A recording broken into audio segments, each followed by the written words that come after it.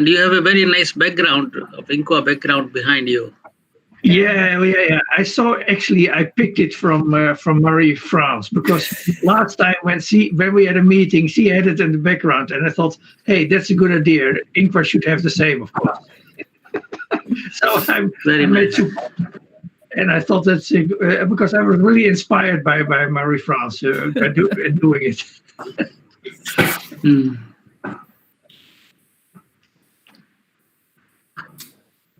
But with all these technology, it's also possible to have a virtual background, but I have never been able to manage to do so. We see Bob Bosson here. Hello. Hi, yes, Bob. you can indeed. Hello, Singhvi. How are you? We only see your half of the face. Can you? That's we can more tilt than- the screen a bit. That is more than enough, Ashok. I can see all of you. I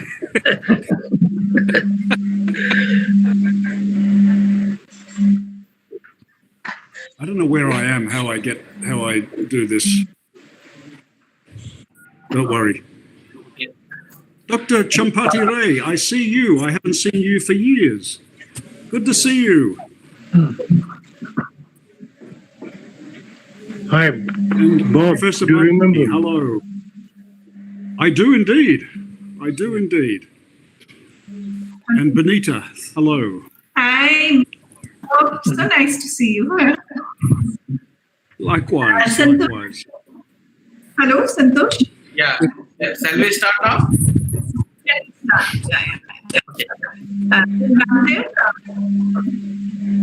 Good afternoon, all. On behalf of the President AOQR, Dr. Banna Prasad, myself, Santosh Shah, welcome you all to the AOQR First Foundation Day function. We all are aware that with the fact that our world is on the grip of pandemic situation due to COVID-19. So we are virtually organizing our first Foundation Day function today, that is on the 12th of September 2020. With my immense pleasure, I extend a hearty welcome to our President Association of Quaternary Researcher, that is AOQR, Dr. Banna Prasad, Vice President AOQR, Dr. Pradeep Srivastava, Secretary AOQR, Dr. Benita Fartial, all founding members of the AOQR, Professor Ecr Committee, Vice President, National Science. Can you put all other microphones on mute? Mute earlier. Professor Ecr Singhvi, Vice President, International Science Academy, and our distinguished guests and speakers of the Foundation Day, Professor Van Sothen, who is also our chief guest of today's function, Dr. Marie-France Lothre, our today's chief guest, and I also welcome our honorary member and fellow of AOQR, Professor S.N. Rajaguru, Professor Biswas S. Kale, Professor L.S. Chamyar, Professor Hema Achutan, Professor Martin Williams, Professor Washan, all other delegates like Professor D.M. Banerjee is here, and Professor A.D. Singh, all our ECR teams of AOQR, senior personnel of Indian Quaternary research scholars, students, ladies and gentlemen. Before we begin further, I request all the participants to kindly mute your mic and also turn off your camera to manage the bandwidth of the internet. And I also request, please avoid accidentally sharing of your screen during ongoing program. If you have query particularly related to the talks of today, please ask questions in the chat box. I also request you to kindly do not record a session or share in any social media without a permission. We are streaming today's session live in YouTube, and it will be available in our website of AOQR. May I now request Dr. Banna Prasad, President, Association of Quaternary Researcher and Director, Birvalsani Institute of Paleo Sciences, Lucknow, to deliver the welcome address for today's Foundation Day function. Ma'am, please.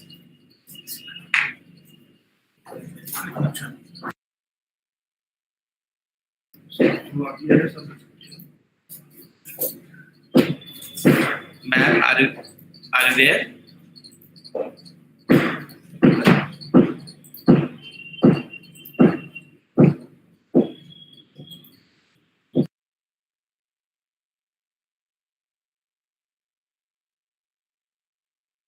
Hello, Vandana ma'am.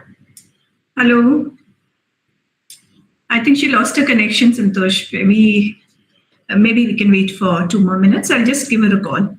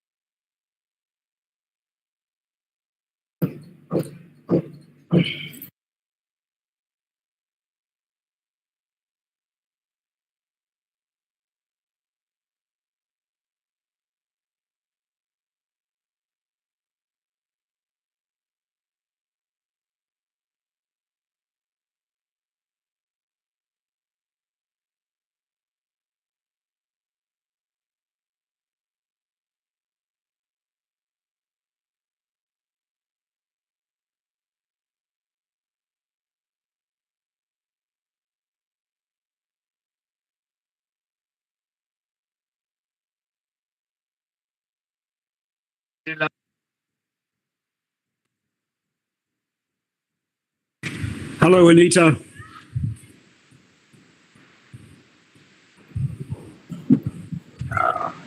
Maybe I can. How are you? Maybe I can. How are you?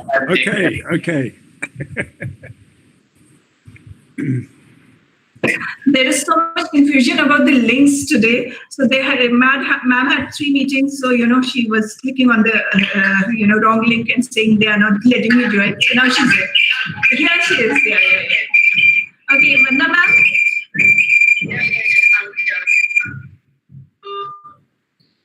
Vandana ma'am. Ma'am, please.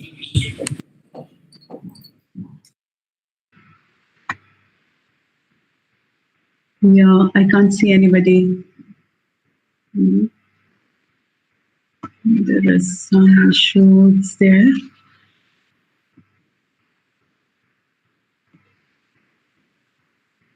So, Ma'am, we can hear you.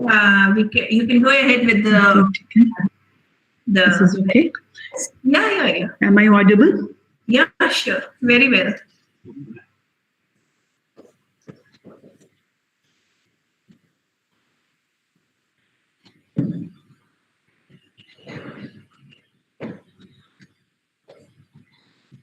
Hello? Hello, ma'am. Again, you muted yourself.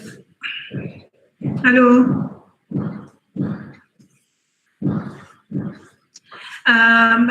I think if Singhvi sir says we can just, I can brief about the association. Ma'am, can I invite her here? That will be possible. Yeah, that will be fantastic. Yeah, I'm here. Can you hear me? Yeah. Am I audible too? Yeah, please. Okay. So sorry for the inconvenience. Yeah.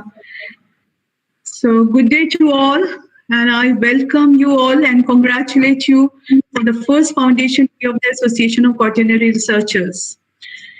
So one of the most important, as we know, the contemporary issue is climate change, which is greatly affecting our ecosystem. Understanding of climate change requires observations of climate variability at a spatial and temporal scale.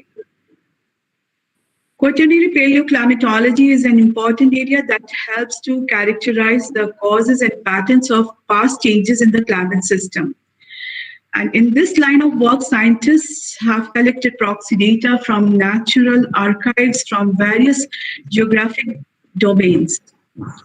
Over time now, collectively, paleoclimate investigators have created records representing long temporal coverage like centuries to paleoclimate, hundreds of thousands of years of observations from several physiographic domains. We felt that it has now become necessary to take a collective view by way of coming together to understand our climate, environment, landforms, ecosystem, and hence a platform was created last year. This 12th day of December is our foundation day, and it's more special as it's the first foundation day. We are 1 year old today, and once again, I congratulate and salute all who have been a part of this journey directly and indirectly. On behalf of the governing body members and the entire AOQR fraternity, I take this opportunity to welcome our guest of honor, Professor Van Sothen, President Ecr, Emeritus Professor of Paleoecology and Quaternary Biostratigraphy, Faculty of Archaeology, Leiden University, the Netherlands. I welcome our chief guest of today, Dr. Marie van Lutre, Executive Director, Pages, Bern, Switzerland. And we are welcoming Professor Ashok Singhvi, our Honorary Fellow and Vice President, Indian National Science Academy, who will preside over this function today. We are very grateful to you, sir, for your help and cooperation and suggestions throughout this journey. I welcome all who have joined us on the GMeet virtual platform and on YouTube. Association of Quaternary Researchers is committed towards the overall ascent of the quaternary research in the Indian subcontinent. We all know that our subcontinent is unique in its setting, in its geology and populace. It encompasses a full rainbow of quaternary climate tectonic surface processes ranging from the collisional mountain, the third pole region, the rain shadow zone, its foreland, the shield, the river system, cold and hot deserts, to a long coastline. The network of river and lake systems here have been a witness to numerous social, agricultural, anthropological events from prehistory to modern. It is a cradle of civilization and has a long recorded history. This unique subcontinent with so much of diversity offers a variety of archives to study different landforms, processes, new tectonic, climate-human interaction, resource management, and sustainable development. The continued effort of quaternary researchers reveal the extensive wealth of information and knowledge hidden in the quaternary strata of Indian subcontinent. Several groups are working in different aspects of quaternary across the subcontinent, and we intend to bring all under one platform. AOQR has several plans to host several trainings, field workshops, national conferences, time and again.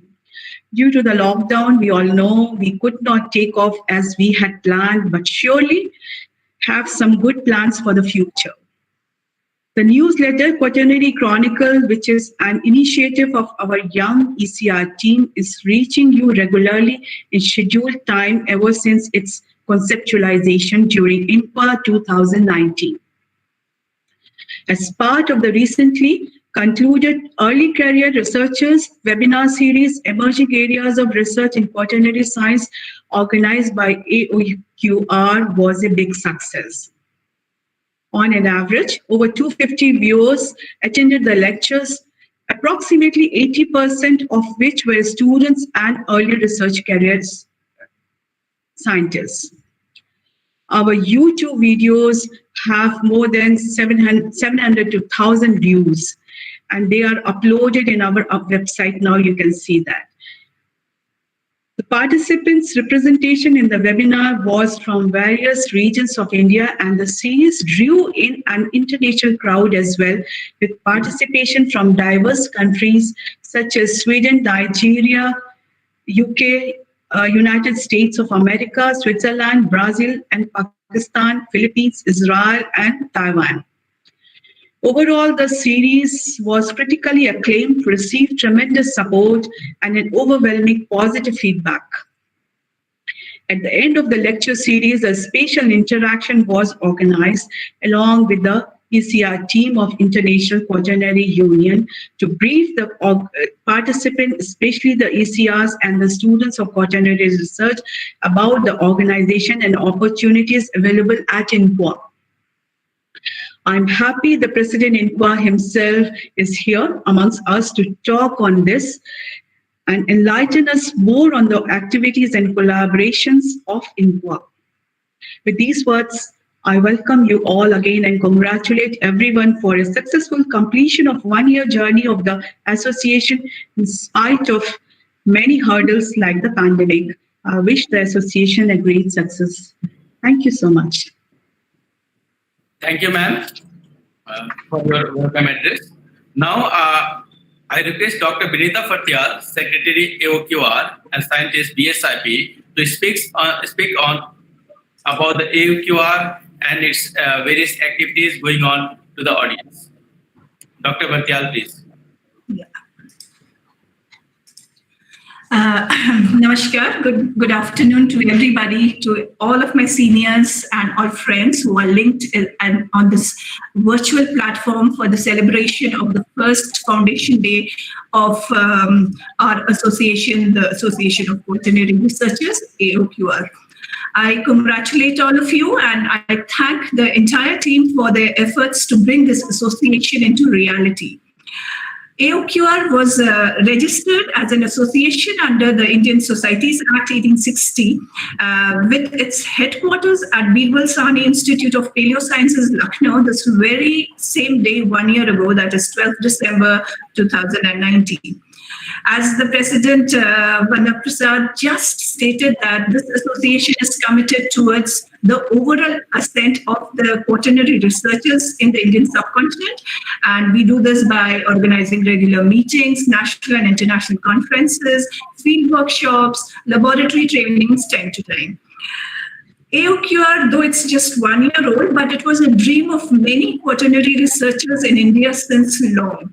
We needed a single roof or a platform for working hand in hand under a single group and amalgamating a large pool of quaternary researchers involved in quaternary researches under a single frame.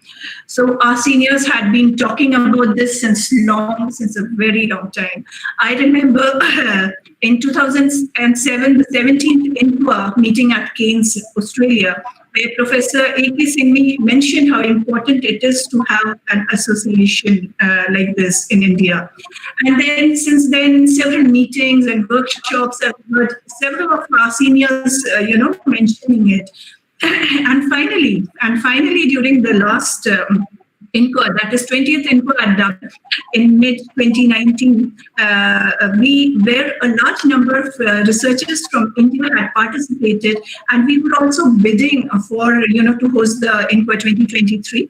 Unfortunately, we lost the bid, but this good thing happened that there it was decided that now is the time and we should have an association. And a young team of researchers that they volunteered and they promised us that they would bring out a newsletter as they reach back to India. And, since then, newsletter Quaternary Chronicles is coming on time. So when we came back from India, it was we started this association and working towards this association, and with the full support of our director, Dr. Vanda Prasad, the president, who is the president of AOQR. And the support of the governing body of our institute, the research advisory committee of the institute, and the quaternary group of our institute. BSIP has about 30 quaternary scientists working in different aspects of quaternary under one roof, under one association, and we have maybe a double number of students that are associated with us working for their PhDs and for postdoctoral fellowship. So we are a very big group here at BSIP. So being the headquarters in BSIP is a real good thing, and we have so many helping hands. And then the day arrived on 12th December and we got registered, hence the beginning was made. And this beginning involves hard work of not only the BSIP people, but many experts from all over India who are passionate about the quaternary sciences and our 10 founding members. As mentioned by our president, Indian subcontinent is it is an array of quaternary exposures, and moreover, since many decades, Indian researchers are known for their contributions in various aspects of quaternary studies, and they are recognized globally. We also have a galaxy of stalwarts in Indian quaternary, and India is also blessed with enormous wealth of educational institutes, organization, as in numbers, universities, which are dedicated to quaternary and scientific research and learning. So involvement of all these educational institutes and research organizations has developed the field of quaternary manifolds, taking it to a global, a standard and repute. So I would like Santosh to just put on the presentation. I would present how AOQR wants to function now. We have 5 working groups, and these working groups have been meticulously thought of and a result of several meetings of experts, and so these are the 5 working groups. Just on your screen. Okay, yeah, can you do a full screen, please? So these are the 5 working groups we have planned to work, we have designed so far. These are, can you see the screen? Yeah. Okay, so the first group would be terrestrial processes through quaternary. We call it the TEFROCOT. It's something like the commissions of INQUA. So we also, because quaternary, so many things are going on there. So the first group is the TEFROCOT. The second is the Oceanic realms, and in quaternary, the OCRCOT. And then we have the human climate interaction group, the HUCLIM-QUAT. And we separated the high altitudinal zone in quaternary in reference to the third pole. This is the high alt quad. And then the Indian subcontinent last 2,000 years, like we have in pages to last 2K. So we have the I2K quad in it. And briefly, these working groups, second slide, please. These working groups have lots of, subgroups also. And these subgroups, although there is a widespread proposition, but within the subgroups, they are coherently interlinked, like the working group terrestrial processes through quaternary. TEFROCOT has 5 subgroups, will have 5 subgroups: terrestrial biotic changes during the quaternary, and this would look after the paleovegetation and other biotic responses to quaternary climate changing processes. The hydrometeorological regime and quaternary subgroup shall aim to understand the interaction of hydrological system under various meteorological frameworks in the terrestrial realm. Then we have the high resolution paleoproxy ensemble, where the researchers would work on the archives like the lake sediments, wharfs, paleothems, and tree rings.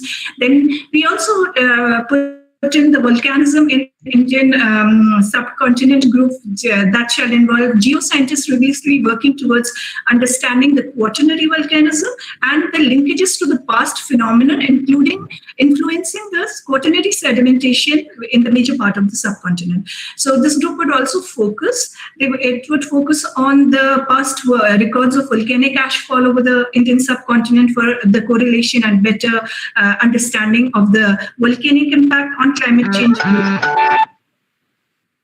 Then we have the quaternary spatiotemporal correlation group, which would, we all know that quaternary stratigraphy is a long-standing debate, and it needs concerted efforts to establish the stratigraphic boundaries, and the correlation of the records is and the events is very important. So this group will focus on this. Next slide, please. Yeah, then we have the second working group, the Oceanic realms in quaternary. So here we know that the Indian subcontinent is surrounded by the ocean sea on the 3 sides. We have a vast coastline. So this group is will be focused on the oceanic research that is ongoing in the subcontinent, and will have a spatiotemporal implication to understand the quaternary period. Excuse me. So in this, again, there are 5 groups. We've divided into 5 groups. Different biotic and abiotic proxies of the oceanic sediment deposits, they exist in this region.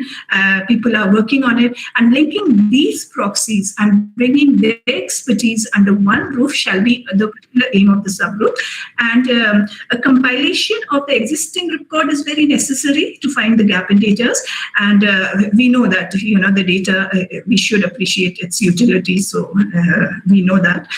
Then integration and correlation of the data, which is would be emphasized on, and then the extending the oceanic records for correlation with the continental records would be the focus of the biotic ocean and abiotic ocean group. Then in India, we have a large pool of researchers who are doing ocean monitoring on the ocean surface records, and we have and these groups have an excellent understanding of the Paleo-oceanic surfaces processes too, based on proxy data. And on a daily basis, we have records of SST, oceanic CO2, ENSO, etc. And so the records along with the modern set of data and of the surface processes, they shall provide a very lucid understanding of the oceanic realm.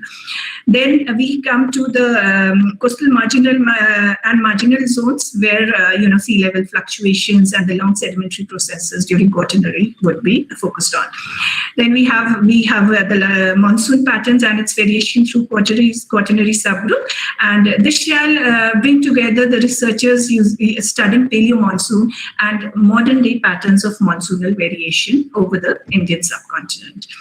Next slide. This is the third working group. This is human climate interaction, HUCLIMCOT, and we know that the existence of human in the late Quaternary surfaces in the Indian subcontinent has left imprints on the civilization, on cultures, and the mobility possible in response and to the climate change. Possibly, it was due to climate change. So the complex interaction and the consequences of various human climate factors are persistent to both man and environment during the late Quaternary.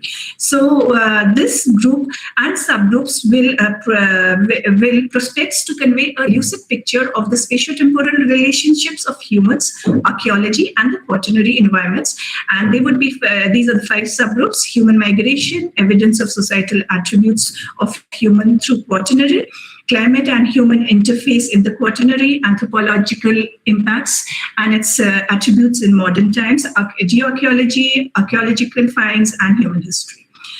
Then we come to the working group 4, high altitude zone in Quaternary. So we all know that the Indian subcontinent borders the Tibetan Plateau, the third pole area, which has played a very important role in the establishment of the global climate during the entire Quaternary. And this fringe of the region is also a transition zone between the Indian mountain and the high altitude climate, which comes under the westerly influence. So the Quaternary records in this region therefore we thought it could be a good idea to have it as a separate working group. So the Himalayan Karakoram and the Himalayan Kanchenjunga group will encompass the Quaternary researches on aspects of Quaternary tectonics, that's neotectonics, sedimentary processes, fossil, that's floral and faunal data, and proxy records in the northwest and the northeast Himalaya. Then there is a separate group for Trans and Tethin Himalayas, as we have a big pool of scientists working in this area, and it is the transition between the arid, the plateau area and the peninsula India. So, and then we have the glacial response to climate, which is very important, and this will be addressed by the 4.4 glacial processes group. A compilation and standardization of available records to further examine and standardize for a wider utility is the need of the hour. So impacts of the modern global warming on the region, and this region being the hydrological source of a large population of the subcontinent, like the third pole caters to 1.4 billion people.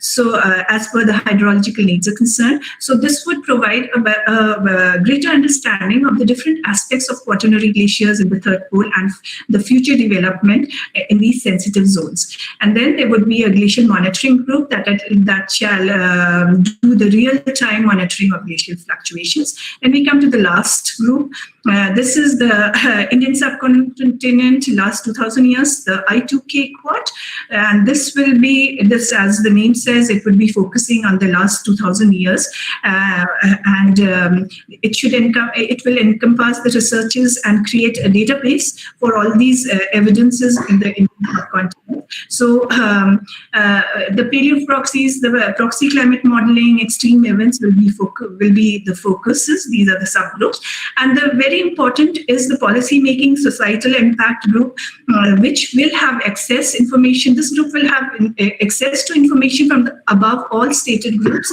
And we will continue looking on information to the policy makers at all governmental levels. So the role will be primarily connecting the working groups with the top level policy makers, and the synthesis from each working group shall be delivered to the governmental bodies and the allied enterprises to plan the future course of action for sustainable growth and development of the Indian subcontinent, as our president also stated. So, and all these groups will promote quaternary education through creation of resources like media, syllabus, popular lectures, etc. So this is all how we plan for AOQR to work in the coming years under these groups. And there would be a group leader and a group secretary of every group, and every subgroup will also have a leader. The advertisement is on, and very soon we'll have this in the website. And next slide, please.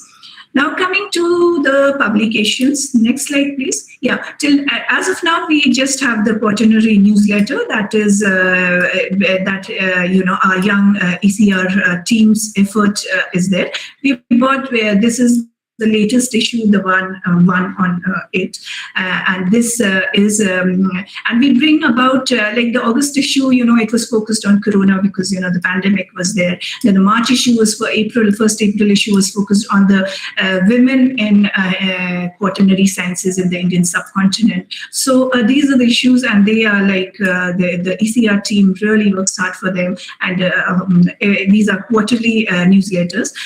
We were to have a conference in 2021 because of the pandemic uncertainty. We really could not plan anything, but we are planning for a conference in early 2022, and after that maybe we can plan for a journal that would be for this Indian subcontinent area. So these are things that are planned. And for the funds of AOQR, as for now, we have paid members and we have donations. We could not apply for funds for trainings and workshops and conferences from funding agencies last year in this 1 year because because of the pandemic mainly.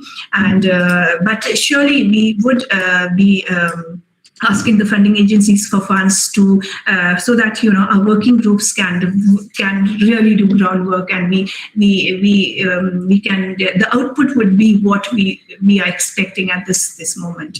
And with these words about the association, I end my talk, and I thank you all for joining us today for the first Foundation Day of AOQR. Thank you.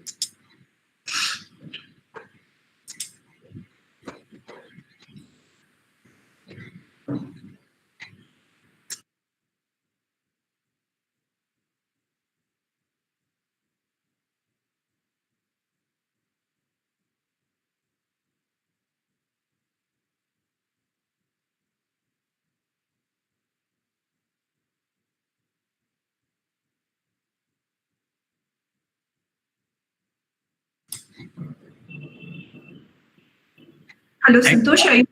Thank you, ma'am, for providing us a brief introduction about the AOQR and its activities, what they are going on. So on this occasion of first Foundation Day function of AOQR, 2 Foundation Day lectures will be delivered by our eminent speakers. The first talk will be delivered by Professor Van Sothen, and second talk will be delivered by Dr. Marie-France Lautre. So it is with pleasure that now I provide a brief introduction to today's first speaker, Professor Sothen. Professor Sitish Van Sothen, born in 1952, is Emeritus Professor in Mammalian Paleo and Archaeogeology, Zoology, and Quaternary Biostratigraphy, He studied geology and biology and obtained his PhD in paleontology at the Institute of Earth Sciences, University of Utrecht, the Netherlands. After a research position in the Institute of Paleontology, University of Bonn, Germany, he moved in 1992 to the Faculty of Archaeology at Leiden University, where he retired in August 2018. And since October 2018, he is a guest professor at Shandong University in China. His main field of interest about the research activities are quaternary mammals, biostratigraphy, paleoecology, and taphonomy. His paleontological research focuses on continental deposits ranging from early Pleistocene until the early Holocene. Professor Sothen is presently a president of INQUA, that is International Union for Quaternary Sciences, since July 2019. And he was vice president of INQUA since 2015 to 2019.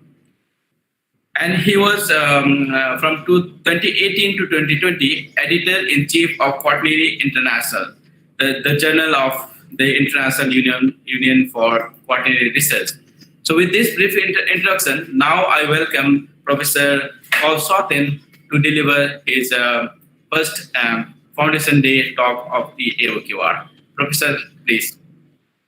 Thank you very much for your kind words. I will share my presentation now. Is it sharing? Is it sharing? No, it's not sharing. Yes, it takes some time, apparently.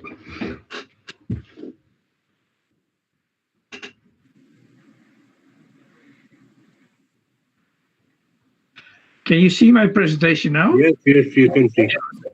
Very good. Thank you very much. First of all, I would like to thank you very much for your invitation to give a talk today, and I'm very pleased with that invitation. And what I would like to do today on the Foundation Day, I would like to share a little bit some information about how INQUA is linked with India, and India with INQUA, vice versa. But first of all, I would like to congratulate the Indian community. It was great to meet many of you at the Dublin meeting, and it was really great to see that you made so much progress in reunifying your group. And especially would like to congratulate the researchers, because I think it's a very important achievement, but I especially would like to congratulate especially also the officers. The officers of AOQR, especially the president of AOQR. Thank you very much for your very nice introduction and your talk. Last year, I met also the vice president of AOQR, and I would like to congratulate him also. Thank you very much, Benita, for your introduction, because it gives a very good overview about what your association is, how it is organized, and what's up to. A very interesting palette of topics you are investigating. And of course also the treasurer I would like to congratulate, and actually I would like to congratulate the entire founder member team. It's really impressive to see that you were able to bring so many researchers from different disciplines together to cooperate in this association. And I think this is really a very important achievement, that you bring together everyone who is working on the Quaternary without exceptions. So an impressive team, and with that team I think there is a great future. What I would like to do in the next few minutes, I would like to show how INQUA is organized and how the Indian scientists are integrated into INQUA. First of all, INQUA is established almost 100 years ago in 1928. It was at a meeting in Copenhagen. In Copenhagen, there was the celebration of the 40-year Danish Geological Survey, and that was in 1928. And there, many people who attended that meeting joined together and agreed that it was good to have a more international group who should really explore in cooperation, the climate change, which they all are more and more aware of at that moment. And they decided that they will have the so-called INCWA, pro-INCWA was it was called, for looking from now also. But they established an organization which was supposed to meet every 4 years. And the second meeting was in 1932 in Moscow and in St. Petersburg. And the third one was in Vienna. And then, of course, because of the Second World War, there was a big gap. And in 1953, there was the first meeting again in Rome. And from there on, more or less every year, there were meetings. And INCWA at the moment has about 30 national regional associate members. So the membership is rather big and representing actually also important countries like India, China, USA, Russia, and the major scientific quaternary research scientific countries are a member of INCWA. INCWA was until recently never registered formally. It was an association which was just an association, but since now 11 days, by the 1st of December this year, 2020, it's now formally registered. So, and this is an important achievement because several countries really needed to, could only be member of a registered organization, and that's the reason why we had to register, and we did it, and it took some time, but at least there is now the INCWA Foundation. Information about it will be available pretty soon, and I will send around it to all the international council members and also to other organizations all the data about this INCWA Foundation, which is actually only the registered form of INCWA organization. The basic goal for INCWA is to promote actually communication and internal cooperation of the quaternary scientists. This is actually what we really would like to promote, and because we think it's very important, as also your president already said, it's very important to bring together all the data we have from the past about environmental change, climatic change, because of the huge challenges we are facing for the future. The organization of INCWA is that we have an executive committee, and they serve INCWA for 4 years. They are elected at the INCWA Congress every 4 years, and then they serve it for 4 years, and then the next Congress there will be another executive committee, and some of the members can stay for another term, and some have to be replaced by other colleagues. This is the executive committee. Important is that there is a Secretary General, Eniko Macchiari from Hungary. She's actually the connection point from outside with INCWA. Then we have the Treasurer, Freek Buskus. So we have President, Secretary, Treasurer, and 4 Vice Presidents.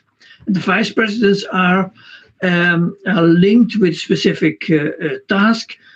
Brian Chase is responsible for commission activities. Lynn Quick is responsible for the communication. Laura Sadori, she is responsible within the executive committee for publications. And Shengtan Guo from Beijing, he is the one who is in charge of membership issues. Very important is also that we have in the executive committee a representative of the early career research community, and that's Francisca Ferrario. And then also, because of continuity, there's always the immediate past president, Ellen Ashworth, is also a member of the executive committee. In the whole structure, so that at the moment, INQA has 5 commissions. If you go back in time, let's say about 20 years, then INQA consisted of several groups, several commissions. There were altogether more than 25 commissions, subcommissions serving INQA. And earlier, around 1999, in the meeting in Durban in South Africa, there was a discussion. Maybe we should simplify the structure and also make it more effective. And at that moment, it was decided that there will be 5 commissions, and these 5 commissions will serve the different disciplines. And these 5 commissions, they actually are the core of INQA. And now these 5 commissions are coastal and marine processes, humans and biospheres, paleoclimate, stratigraphy and chronology, and terrestrial processes, deposits and history. So CMP, HAPCOM, PALCOM, SACOM, and TEPRO. These are the commission presidents. Sarah Woodruff for CMP. Anupama, she's, you're all well known, of course, she's president of HAPCOM. Tom Johnson is president of PALCOM. Lewis Owen, he's president of SACOM. And James McAlpin, he's president of TEPRO. Apart from that, there are also working groups like, for instance, the LUS Commission, the Paleopodology Commission. They are actually working groups which operate under the umbrella of the different commissions.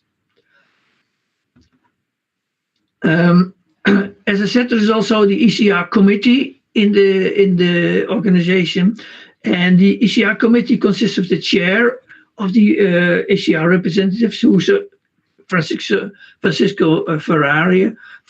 She is a member of the executive board, but then also every commission has also in the committees an ECR representatives, and they are formed together, the so-called ECR committee. So these are the representatives of the 5 commissions together with the chair. And 2 Indian colleagues are in that group of in the ECR committee. It is in the SACOM commission. There is a representative, Salunka Mokshada, and in the PALCOM commission there is a representative from India, Nivedita Mehrotra.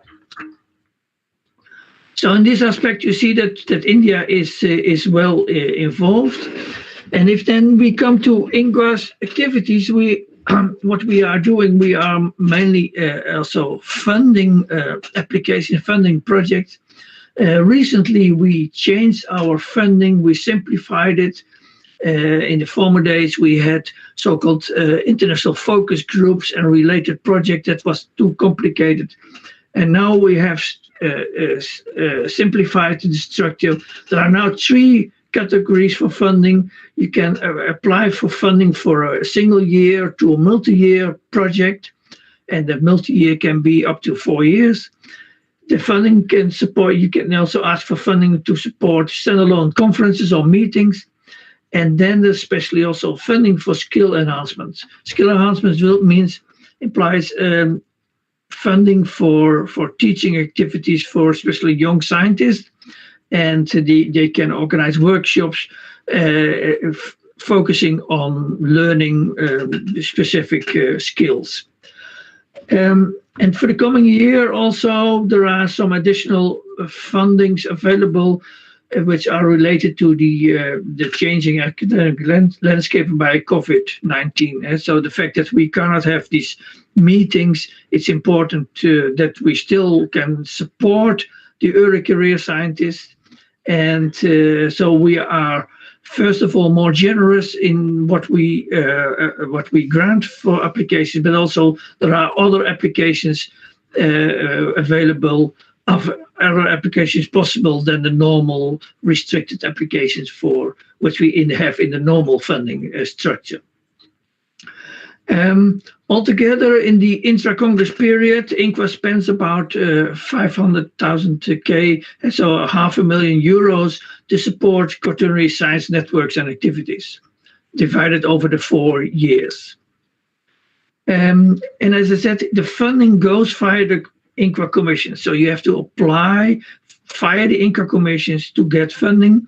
And if there are, if you need information, please contact the offices of the commissions, or you can also, of course, contact the Secretary General. But actually, we prefer that you contact the commissions first, because the whole application, the stream for the application, goes via the commissions. Now, there are several projects, and I want to only to share with you a few. This is a project some of you may know, of course, because it was a meeting which was in Delhi in March 2019, and it was the so-called HOLA project, the Holocene Global Land Use. A project was of the HubCom committee. It was a HubCom project, and it's a working group who dedicated to the reconstruction of land use across Holocene through the global comparative perspective. And here in the workshop, they looked at the land use of the Indian subcontinent.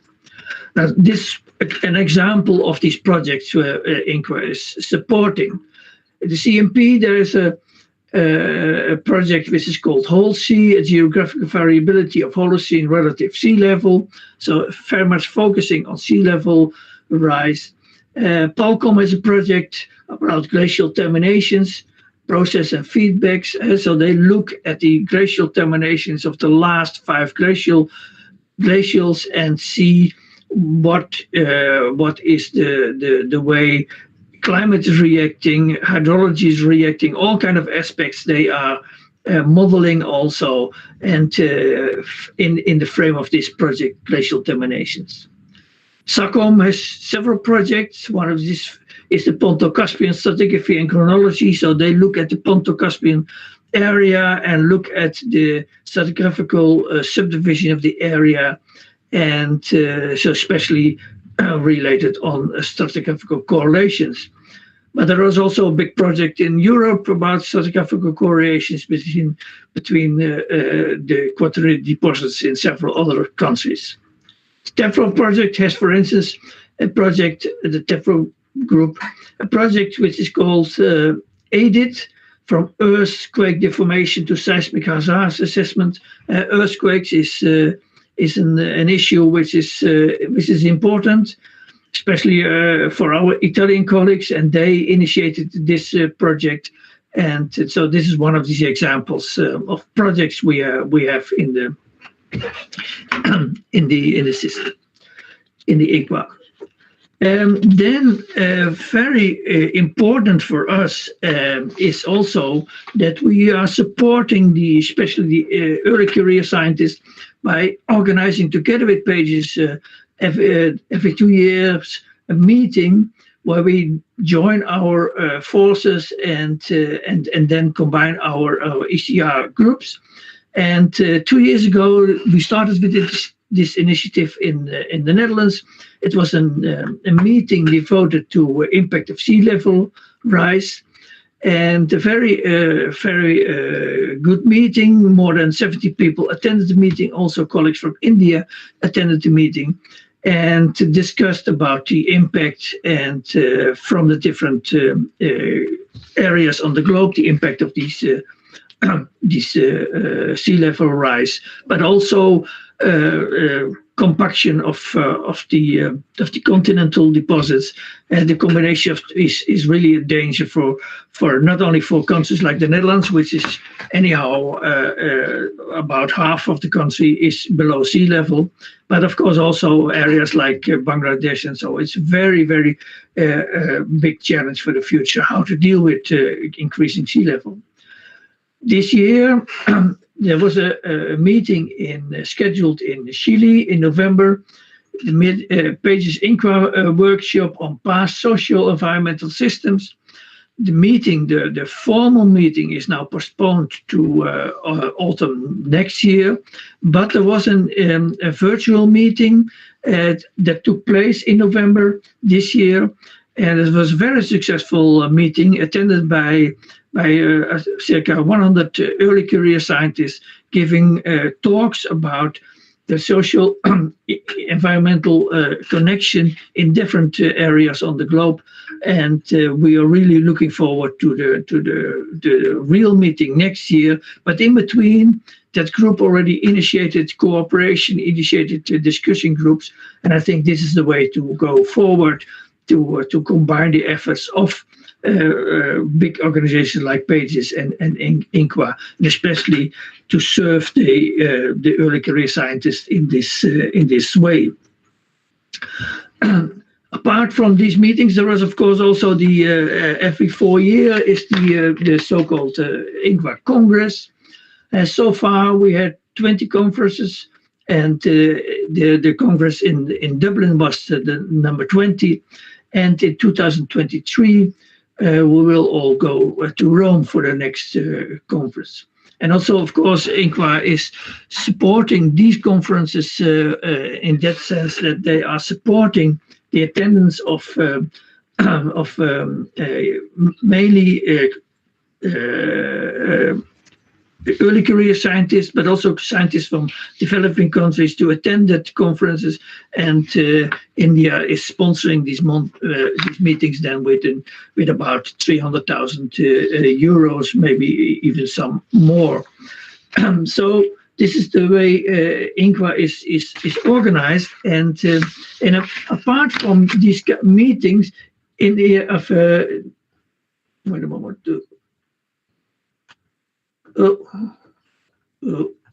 Too far.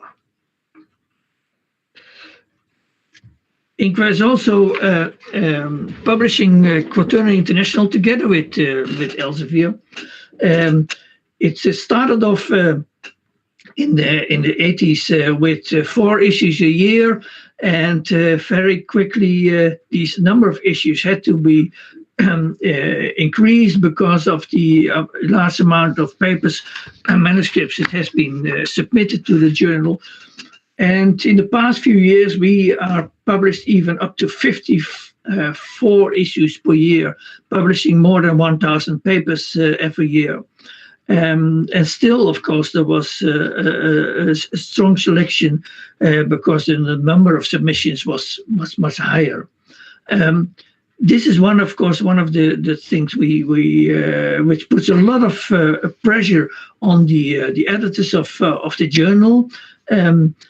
Norm Cato, who was actually the one who started the editorial work for the journal, did it for more than 20 years, and then Minty Chen was editor-in-chief for a few years. Then I took it up. Because of some problems, I had to take it over for 2 years. I was editor-in-chief for 2 years. But I'm very happy that we now have a new editorial team, which is started formally by the 1st of July this year. They were appointed already earlier, but the whole transition took time. And now this is the new editorial team of Quaternary International. And as you will see also, Hema Kotian, she is one of the editors, and the editor-in-chief at the moment is Jules Chiao from Beijing. I'm very, very happy with this team because I worked with this team in the past year, and they are very much devoted. And you see already that the increase of the quality of the journal is improving, and but they also are able to divide the work among themselves, because as you can imagine, dealing with more than 1,000 papers a year is really, really a big job to do. But now we have a good team, well balanced and very much devoted, and also different disciplines are represented in that team. Apart from the Quaternary International, we have every half year, there is the so-called Quaternary Perspective. Of course, several of you already know about this because also the AOQR published a contribution last June in this Quaternary perspective. And I think at the moment it's really a very informative journal. Yesterday I received the issue of which will appear by the end of next week for a final check, and again it's full of information from the activities from the different areas and different countries. As you already probably noticed in the contribution, my contribution so far is that scientists from India play an active role in INQUA, and I just want to stress that once more. And there are, of course, several Indian researchers which are really played also in the past an important role in INQUA and contributed to it. And I would like to start off by, first of all, mentioning Ashok Singhvi. He was vice president in the past intra-Congress period, 2015 to 2019. And he organized a meeting in Goa in January 2019. And we, as executive committee, visited Goa, and it was really a very, very nice meeting. And also in the frame of that meeting, we visited the National Center for Polar and Ocean Research in Goa. And it was a very impressive visit. It was very good to see how active and how at a high level Indian researchers are active in oceanography, and especially also in Arctic research, and especially also impressive to see the research they're doing in the so-called third pole in the Himalayas. It was really shows how important that type of research is, and how good the Indian scientists are at this point. Then, of course, we have in the organization itself, as I already mentioned, the president of HubCom is Anupama. But also the secretary of HubCom is from India, Kumar Alishesh. And so it shows also that in the organization, in the offices level, in the India is well represented. And it's, of course, I already mentioned, they're also represented in the ECR committee as ECR committee members. As you already saw, also Hema Akotian, she is one of the editors of Quaternary International. She organized a meeting last November in 2019, where we visited Chennai University, and where we were meeting together with the with other editors, and especially also we are meeting with the Bifana. She is the journal manager of Quaternary International. And in Elsevier has one of his headquarters in Chennai, and we visited that headquarters, that office, and there the whole managing of the Quaternary International took place, and we were informed about that, and it was also very informative. But not only the fact that Hema is now in the editorial team, and Bifana is in Chennai, it's also impressive to see how many contributions are from India in this Quaternary International. The Quaternary International is mainly focusing on publishing special issues. Not only we have the possibility for standalone papers, but especially special issues is the focus. And in the past there were many special issues. I mention only a few. In the past year, in 2019, and even in this year. Someone like, for instance, Badru Kotlia, he's very active as guest editor. I think this is already a special issue number 4 or 5 he was editing. But also Hema published, he was editor of a special issue. But at the moment, there are even 4 special issues in preparation for Quaternary International, where Indian scientists are the guest editor. So it's really impressive, and I really appreciate it very much, because I think this is really showing the increase of the importance of Indian research in the scientific world. So all these examples illustrate the involvement of Indian Quaternary scientific community within INQUA. But it also demonstrates the important role of India, the important role India has, and I would like to say the increasing role India has in the field of quaternary research. And it also demonstrates and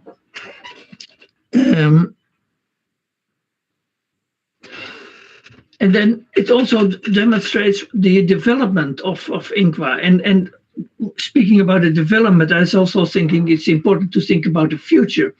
And I was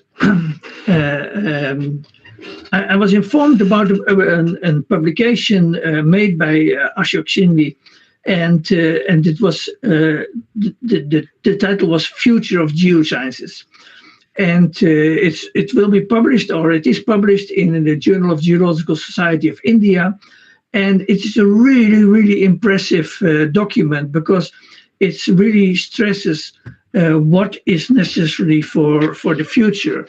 And I really would like to recommend those who didn't read it to have a look at it. Ashok came with 12 action points, including that we need to develop a science vision. We have to really take into account good teaching.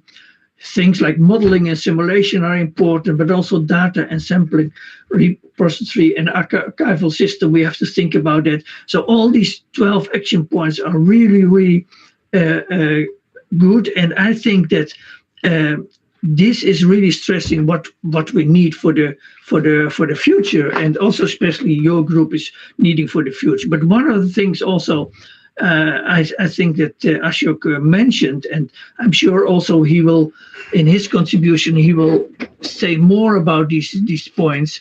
And I hope that he will do it, because it's really impressive.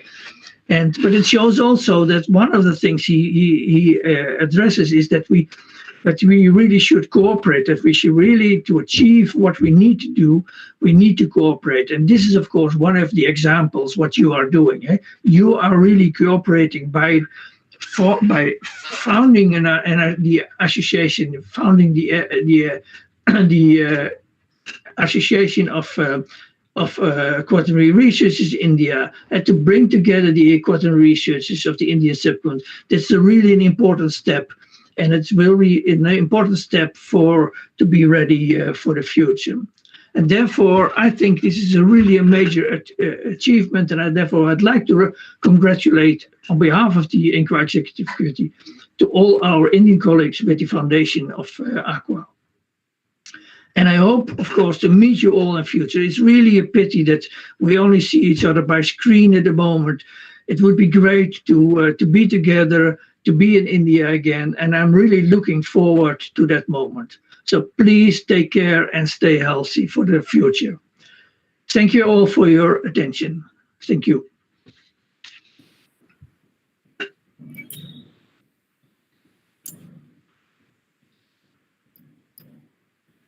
Professor, thank you, Professor, for an interesting talk and enlightening us about the various activities of INQUA and Indian Association with INCA, then the activities like journals, everything. So thank you very much, Professor. And now it's my honor to introduce today's second speaker, Dr. Marie-France Lautre, to the audience. Dr. Lautre is presently serving as Executive Director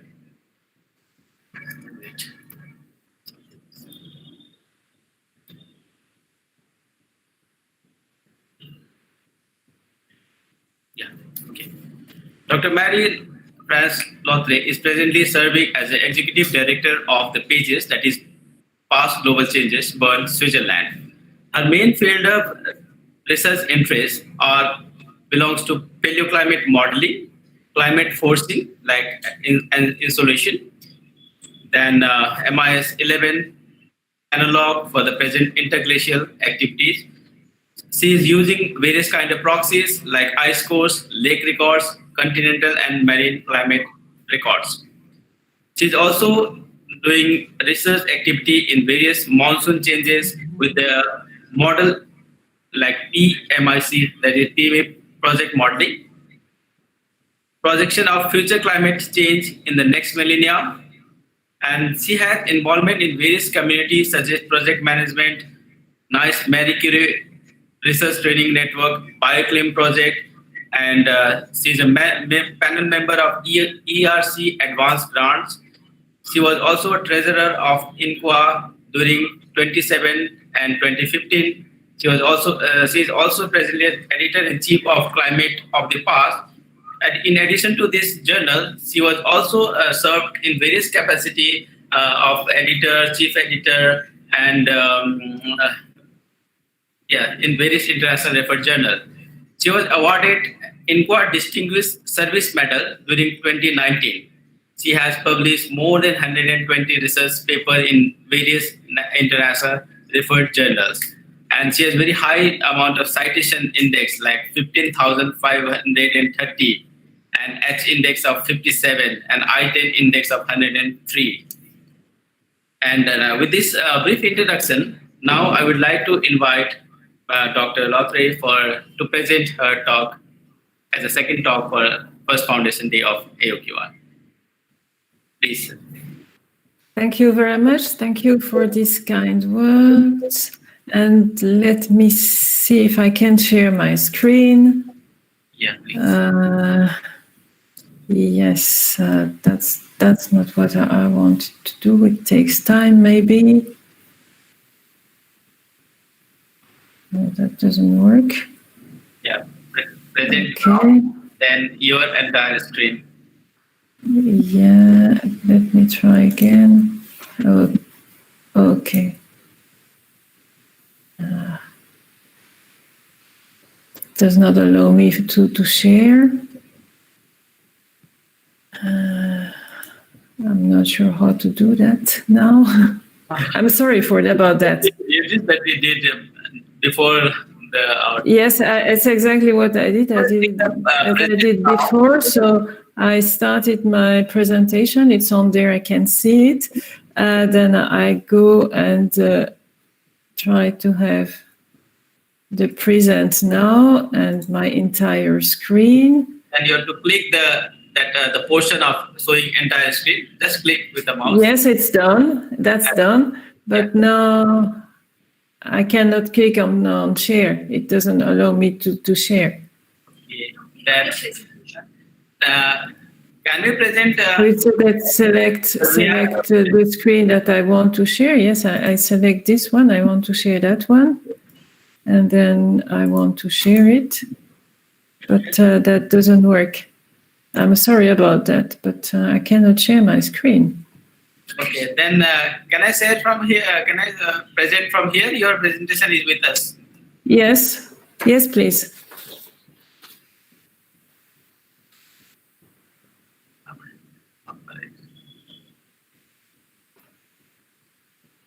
It was a PDF. Yes, it was a PDF. Okay.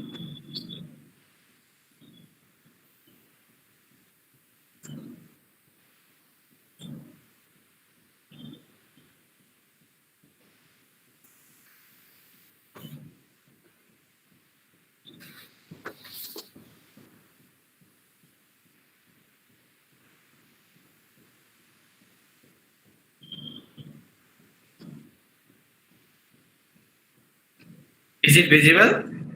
Yes, thank you. And I will tell you when I want the next slide. Is that right? Sure. So, well, I'm sorry about these technical issues. So, dear officers and members of the Association of Quaternary Research and dear participants, well, first of all, I must thank you very much for this invitation to talk at the first Foundation Day of the Association. So it's really a great honor and a privilege for me to be here, even if it's on a virtually way, and also to congratulate all for this association. So in this presentation, I want to show you some of Page's activities. I will also introduce Page's structure and mission. The important point here on this first slide probably is the address of our website, and that's where you can find almost everything I will tell you here today. And yeah, well, you have the acronym of PAGES, and as you might it stands for Past Global Changes. And so it clearly states what we are doing. We are dealing with the past. We are aiming to be global. We are interested in changes. And the scientific themes that we are addressing within PAGES are clearly environment and climate, but of course we are also interested in the interaction with the humans. I'm sorry, there is a strong background noise, and it's quite disturbing. Well, another thing that is very important for PAGES is that the past global changes are addressed in a quantitative way, so with measure, and I will come back later to that point in my presentation. Well, I guess that all of those who are attending this meeting agree with me that studying the past is very important. But well, in our mission statement, we insisted that it should be done with the purpose of improving our knowledge for the future climate and environment projection, and also to inform strategies for sustainability. So this is where we connect with our parent organization that is listed there under the name of Future Earth. And Future Earth is it is our parent organization. It is an international research platform that provides some knowledge and support to accelerate transformation to a sustainable world. And another partner that is also mentioned here at the bottom is WCRP, so the World Climate Research Project, within which we have a strong connection with the PMIP, as you said in the introduction. I've been working with PMIP, who is the Paleo Climate Model Intercomparison Project. And so this group is doing some modeling activities, and within PAGES, we are doing a lot of data and observation, although we are also using the modeling. So I will now turn to the next slide and starting to talk about what we are, who we are, what we are doing. A very important point about PAGES is that the PAGES project is a community-driven project. So it is an open international network of paleo scientists. There are more than 5,000 subscribers for the moment. The major activity of PAGES is taking place in the working groups, and I will talk about that. And more than 700 scientists are very active in these working groups. So these working groups are temporary groups that bring together scientists from all over the globe. So they are targeting very specific questions, very specific issues, but also issues that cannot be tackled by a single team or even not by a single individual. So they need to run some collaboration, some international science community needs to be grouped together around these teams. And on the top of that, we realized in Pages that some issues of concern for our society are crossing across these specific topics. And so we designed some what we call integrative activities that are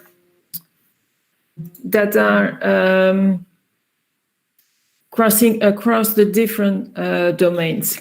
And sorry, but someone is trying to call me, and I will need to definitely close my phone because that doesn't work. I'm sorry for that. These cross-cutting activities, these integrative activities, are really based on what is done within the working groups. Yes, it's really taking the strength of the working group to do something more. And this is also where the connection with Future Earth and WCRP is taking place. Next slide, please. So I said that the working, I think you turn two at a time. Yes, this one, please. Thank you. So we need some structure to be able to work as well. Even if we are a network, we have some structure. And so we have a scientific steering committee that is, for the moment, made of 17 members we are trying all over the world. These members, there is a constant turnover of these members. So every year there are new members coming in and others are stepping down. And as already mentioned in previous talks, we are based in Bern. So the International Project Office is based in Bern and is staffed by 6 members. Yes, the next slide, please. That is more about the Scientific Steering Committee. So, as I said, 70 members. The SSC is meeting in principle in person once a year. Well, of course, you know why we couldn't do that this year. The reason why you have these very famous now pictures of people meeting online.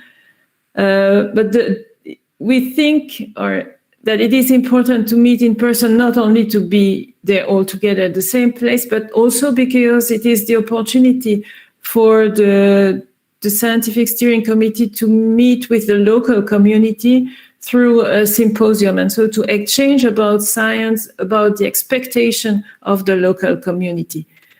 Next slide, please, and you can put the next as well. So we have yes, please. We have co-chairs for the moment.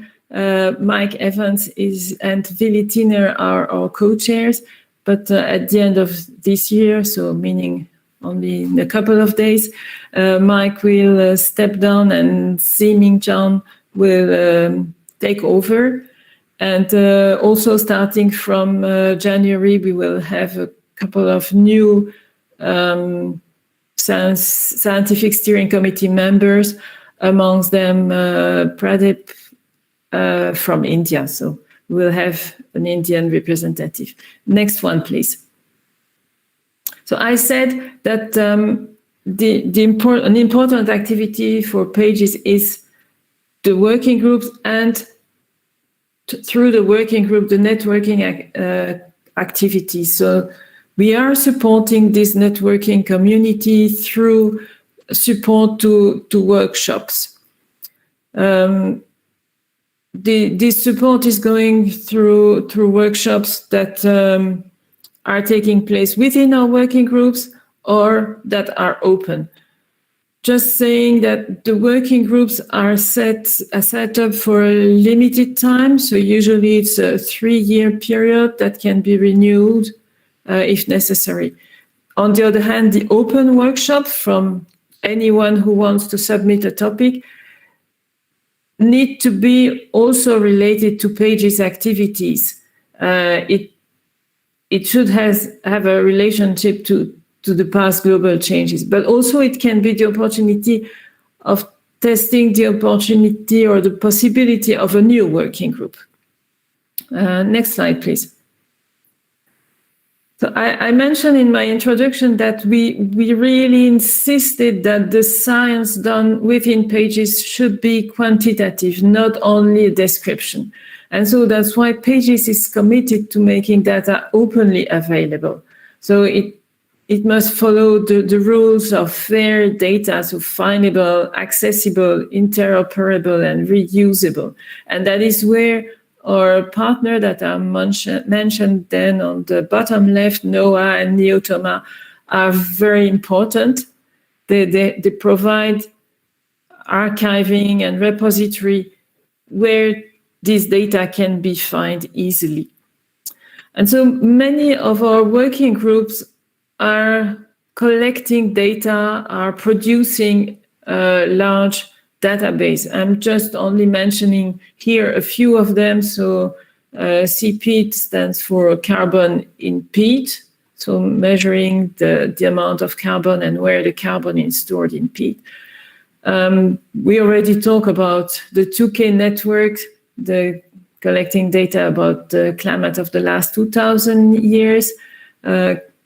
The Arctic sea ice, also the Paleo fire, flood activity. SISAL is about speleothem, and VARV groups or records in lake on a VARV base. So next slide, please. I will go into a little bit of science, but not too much, about these groups. So the 2K group has collected a large database of temperature records over the last 2,000 years. So it's an openly accessible database that has about 700 records of historical climate change all over the world. Well, of course, the distribution is not the same everywhere. There are more or less dense regions or covered regions. But the purpose of the group, yes, it wanted to collect that database, but the ultimate goal is to do something. And next slide, please. What they did with that is to analyze the information that they could collect in the database. And so this database allows them or showed a consistent picture of changes over the last 2,000 years that is also synchronized within the variability, and that has showing an unusual warming over the recent decades. So that is the reason why you are collecting a database. Next slide, please, is over SISAL, which has followed a similar framework. So collecting database, also about 700 records of isotopic data from speleothems. But from the beginning, the goal of this collection of information was to compare with models. So started a comparison, an intercomparison between data and model for the isotopic data. So that's an example of what they run there under. It's a comparison between simulated and observed delta O18 changes at the mid-Holocene. Their data are covering back to the last interglacials, and so they produce a couple of other intercomparisons. But the work is not finished yet. They are still collecting data. They are still trying to improve their comparison, which is not a straightforward matter or topic. Yes, please, the next one. It's another group that collected data, this time about fire. They have a charcoal database giving information about the pattern of paleo fire activity. So paleo fire activity means intensity, frequency, extension, all those information. And so they could, with that data, explore the interaction between, the link between fire, climate, vegetation. but it also gives information for the present and the future. It helps to identify risks, to have an ability to establish better assessment of risk of fire, and also to provide some information about potential mitigation. Yes, the next slide.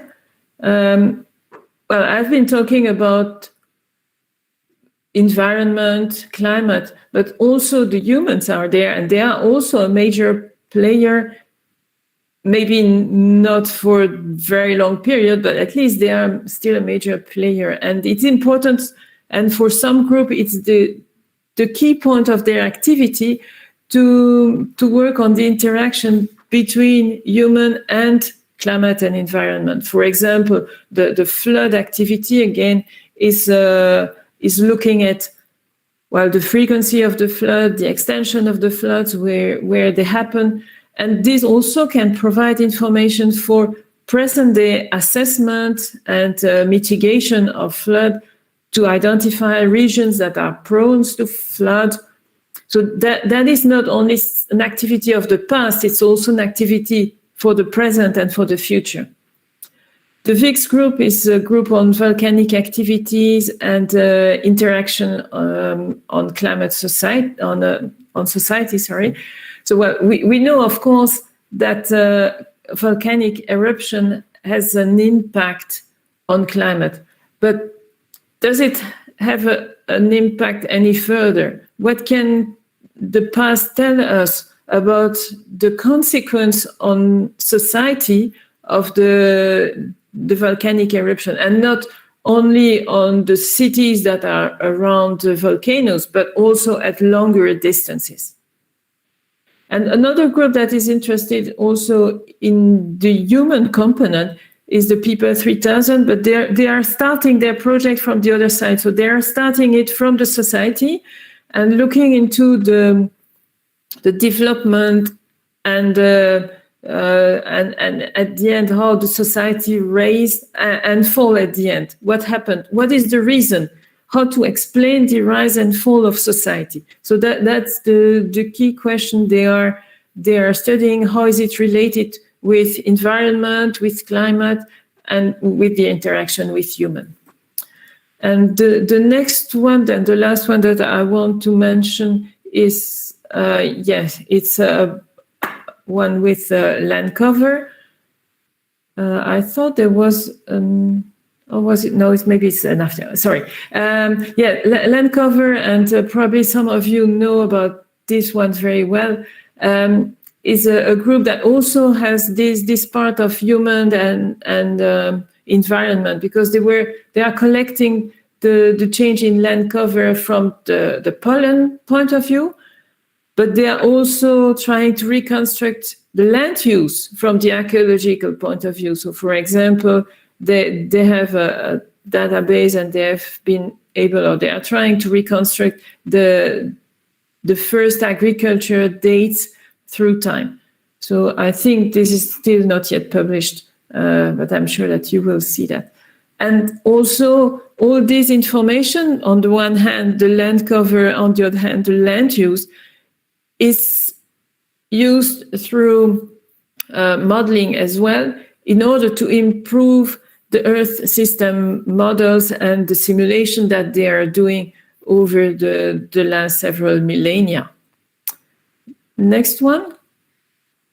And I just wanted to cite this one, which is a slightly different approach, but just it's a group that is trying to reconstruct weather and climate in the past through human records.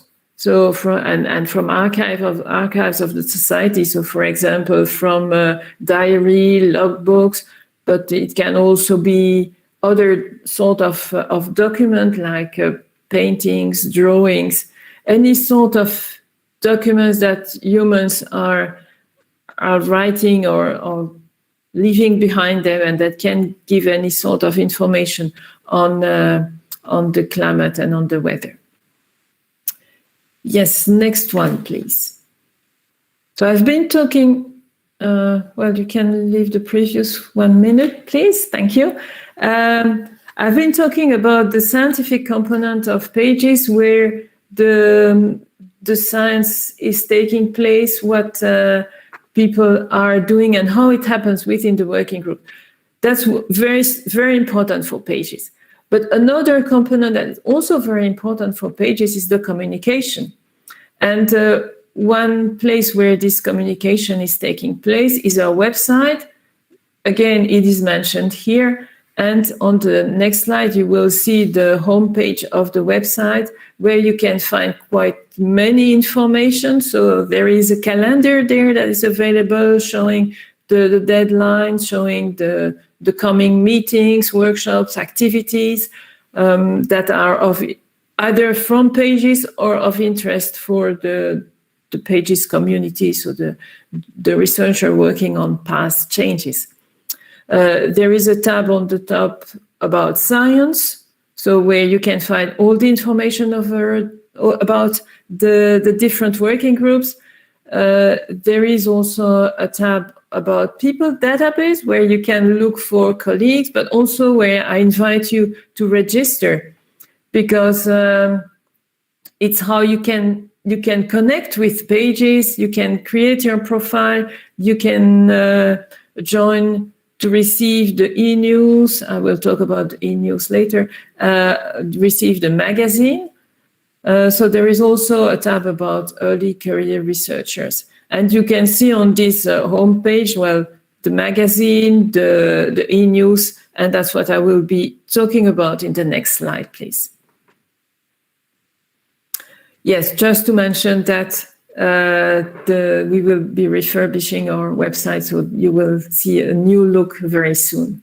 Yes, the next one. Yes, so the e-news, it is, there are about 12 issues per year of this e-news. It is sent by email to all the subscribers, and it contains quick updates of upcoming meetings, deadline, opportunity, latest product, other relevant information. So that you have here the content, the table of content for the last one that was sent a couple of days ago that you may have received if you are a subscriber. And the next one, please. This is about our magazine, the Pages Free Paleo Science magazine. So it's a free magazine. It's published 2 to 3 times a year, and it aims to communicate science in an accessible and informative style. So it's high quality science, but distributed for the whole community, not specifically for specialists. And the topic is proposed by a couple of members of the community who are also volunteering to guest edit it. Next one, please. Pages also are organized almost every 4 years, an open science meeting and a young scientist meeting. By the way, it took place in Goa in India, I think it was 8 years ago. So these meetings, well, the open science meeting is really a place to exchange about research, to show the most recent results, but it's also a place for discussion and defining the role of past global change, what should be the direction in the coming years. And on the same time, we have the young scientist meeting. Well, it's about science as well, but it's more to invite young scientists to help them to develop their professional skills, to expand their scientific network. So the next open science meeting was scheduled in 2021, but we postponed it to 2022 in Agadir. Next one.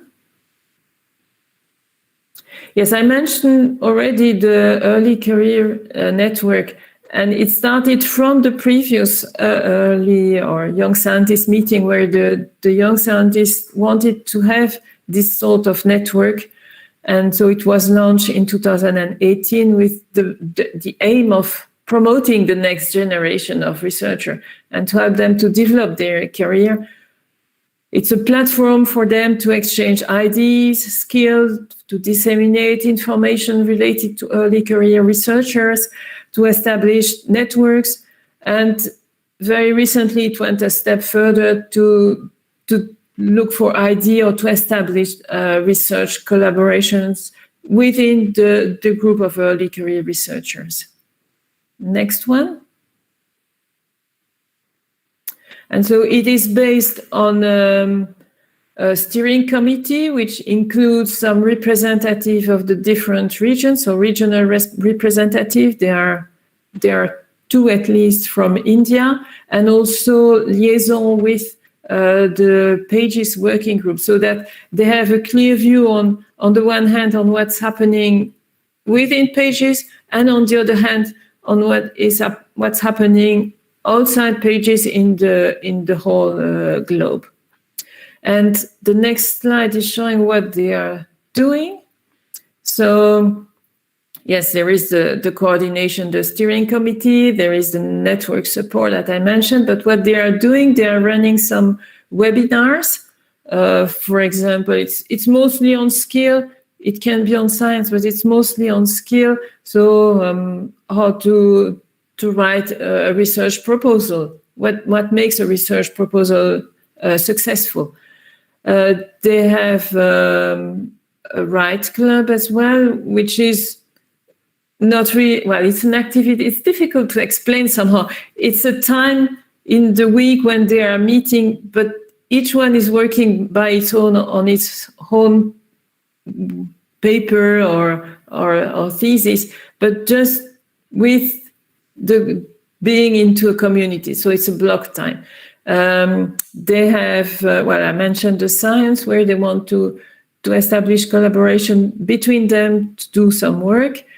And they also have, yes, maybe the next slide, they organized workshop. Thijs mentioned already the past Ecr workshop on Paleo, past social environmental systems. So I will not talk about it again.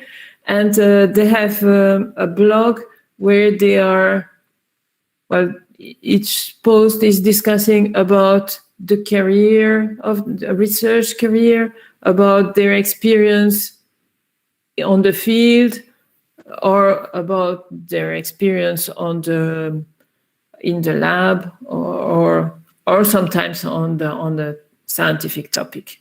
So it's very open. Next one, please. So what we are doing right now, what we are thinking about, what is not yet established. So for the moment, we are working on a magazine for teens that should be published in March 2021.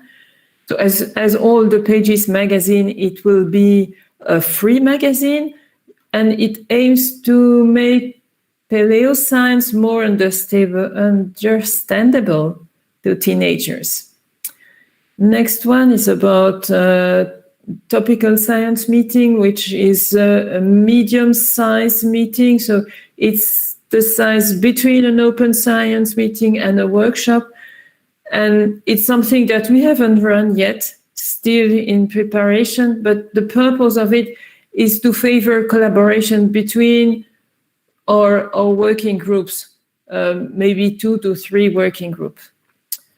The next is another idea that is still under construction. It is a fellowship for mobility. So it's in the format of a grant, with the idea to facilitate the mobility of early career researchers, mostly from less favored countries. So we will probably start with a pilot study in Africa, so allowing African researchers from a lab in Africa to visit another lab in Africa. That's the idea of this fellowship.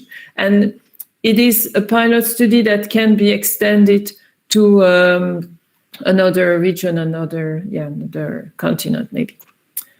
And another one is the data stewardship grant. So I told you how important is data for pages, how they must be curated and make them all the time available.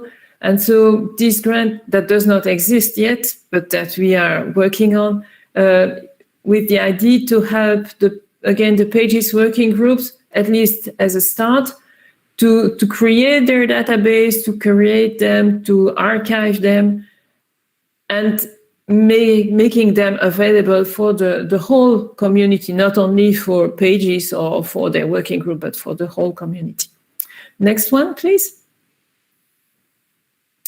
So I'm coming to an end to my presentation, and yes, the only thing I need to add is if you are not yet involved in pages, because I know that some of you are already, but if you are not yet involved, well, it's up to you to be involved. So the first step maybe is to look into our website, but also to join and sign to subscribe to the people database, to subscribe or to get the e-news and sign up for the magazine and the e-news. The magazine, you can get it on paper, or it is also available in an electronic format. You can also take part in workshops. Well, for the moment, as you know, they are on hold or they are taking place online. But we hope that they will be resumed soon. You can also propose workshop. That's also something that is possible.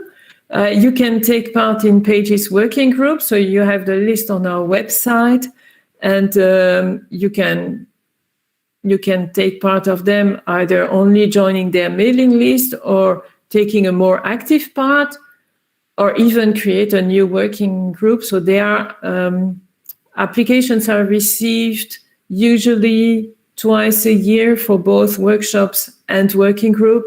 The next call and next deadline, if I remember well, is the 12th of April in 2021. So feel free to apply. And the last slide, please.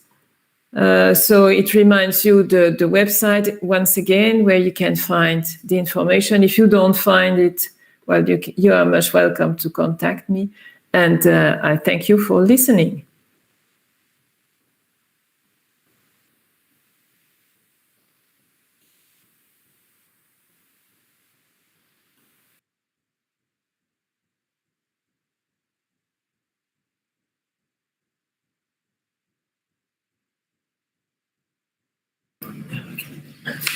Thank you very much, Professor Dr. Mari, for an interesting talk and also informing us about the various activities of pages and this working group and various kind of updates. There are new initiatives which the pages are going to initiate in your future activities. Thank you very much. So now I would like to invite Professor Ecr Singhvi, Vice President, Indian National Science Academy, and also our Honorary Fellow of AOQR, to deliver the presidential address. Although he is very well known to most of us, but it is my honor to briefly introduce him to today's audience. Well, he is a pillar of Indian Geosciences community and a visionary behind the formation of AOQR. Well, Professor Singhvi took his education till MSc in Jodhpur and PhD in nuclear physics from IIT Kanpur. He then joined PRL Ahmedabad and changed to his nuclear physics to Geosciences through luminescence dating. He developed luminescence dating in India and helped to establish various laboratories, almost 10 other laboratories in India. He is currently working as DST Year of Science Chair Professor at the Physical Research Laboratory Ahmedabad. His scientific activities are in quaternary geochronology, paleoclimates, and paleoseismology, and also radiation effect in minerals. He has pioneered the luminescence dating of desert sand and many other quaternary sediment. Of our Indian Science Academies, the Third World Academy of Sciences, and currently he is the Vice President of Indian National Science Academy, that is INSA. He served as Vice President, International Quaternary Union during 2015 to 2019 and is an honorary lifetime fellow of Geological Society of London.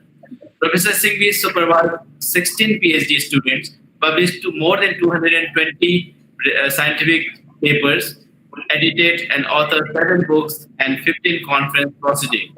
He has an H index for his research paper around 54 and citation almost more than 7,000, exactly 7,700. So now I request Mr. Singhvi to provide to give a presidential address for us. Please. Thank you very much, Professor Thais, Professor Marie Loutre, Marie-France, Professor Prasad, Dr. Pradeep Srivastav, Dr. Benita Fartial, and esteemed colleagues. It's for me a matter of great satisfaction that we are here to celebrate the first anniversary of the Association of Quaternary Researchers. It's also a matter of great privilege that the President of INQUA, Professor Thais, and the Executive Director of PAGES, Professor Marie-France Loutre, are with us today. We had 2 great talks by them introducing us to the kind of activities are currently going on in INQUA and PAGES. We indeed greatly appreciate their kind encouragement by joining us and by addressing us. And I feel especially privileged because I have worked with them for a period of time during my tenure in INQUA. In my presentation of another 10-15 minutes, 15 minutes to be precise, I will look a bit at the past and how we arrived at, and I will look a bit at the future, which was mentioned by Professor Thais, and try to see how much we need to change to address to the issues and the challenges of the future. The formation of this association began with the meeting of Indian participants during INQUA at Keynes, and then we met again at Dublin. Almost every Indian missed his lunch, and we had this meeting where the idea of forming an association was formalized. I mentioned to this group the ideas, and some of the young colleagues, for a change, took me and my suggestions seriously, worked hard to create both the association and the newsletter. That both these activities are being maintained by youthful scientists, young and youthful scientists, assures that these will grow and thrive with time. My special compliments and best wishes to Benita Fartial, Pradeep Srivastav, and Vandana Srivastav for steering all the young colleagues into bringing out products of use for the community.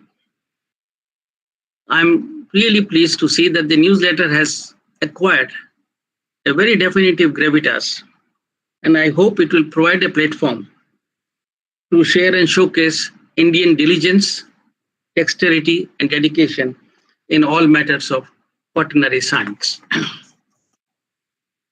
It's time appropriate to look at our roots and the journeys that were taken to reach where we are. And I'll talk about the institutions that help and the scientists. Dr. Vandana Prasad has started presenting. Can you stop that? Are you hearing me?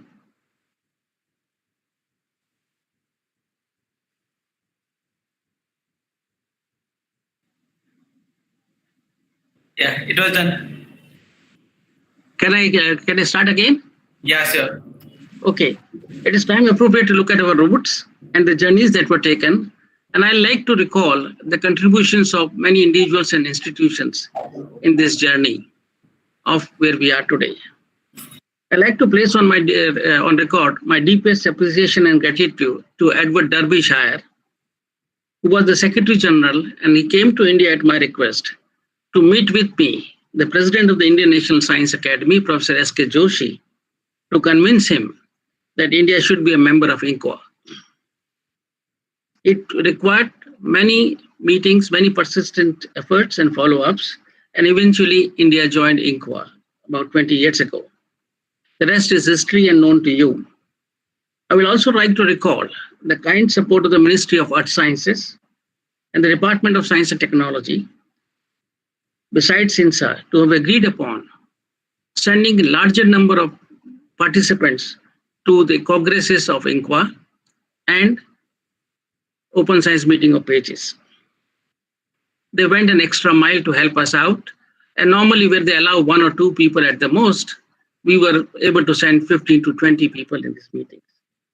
And in this, I would like to make a special mention of Dr. Prithviraj of DST, Dr. Praveen Dastidar and Dr. Shailesh Nayak of Ministry of Earth Sciences for their real support in ensuring that we get the funds to send our participants in, and mostly our young people were supported. We also held meetings of the pages executive in India and the INQUA executive in India in 2006 and then again in 2019. And on both these occasions, a day-long interaction with scientists in Quaternary, working in Quaternary, was held. These were very fruitful in establishing a kind of a framework and an overall perspective of the Indian Quaternary. I'd like to thank the directors and colleagues at PRL, where I worked, National Center for Antarctic Research, which is now a National Center for Polar Research, and the National Institute of Oceanography, to have hosted these meetings. NCOR, the Antarctic Research Center, also hosted the Pages Open Science Meeting in Goa in 2013. And I must recall the contributions of Dr. Rasik Ravindra, Dr. Tamban Malot, and Dr. Rahul Mohan for a very memorable, remarkable meeting of about 600 people from 50 countries. All these small steps, spanning over 2 decades, helped us to reach up to this point that we have a critical mass of quaternary scientists and a year-old association, a regular newsletter, an effective program of lectures and webinars. I was pleased to hear that over 250 people really heard these webinars, and over 1,000 visits to the YouTube videos were made for each of the lectures. And I raise this to indicate, all this story I told is to indicate to younger colleagues that it takes time for such dreams to come to fruition. And what is needed is a total commitment and persistence. Things then happen. One has to be at it to get it. I propose that we now leverage this critical mass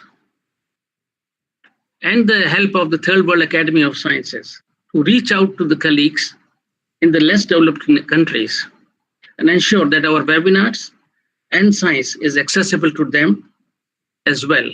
And through this, assist them with their capacity building. I think that's an important part we need to be thinking about.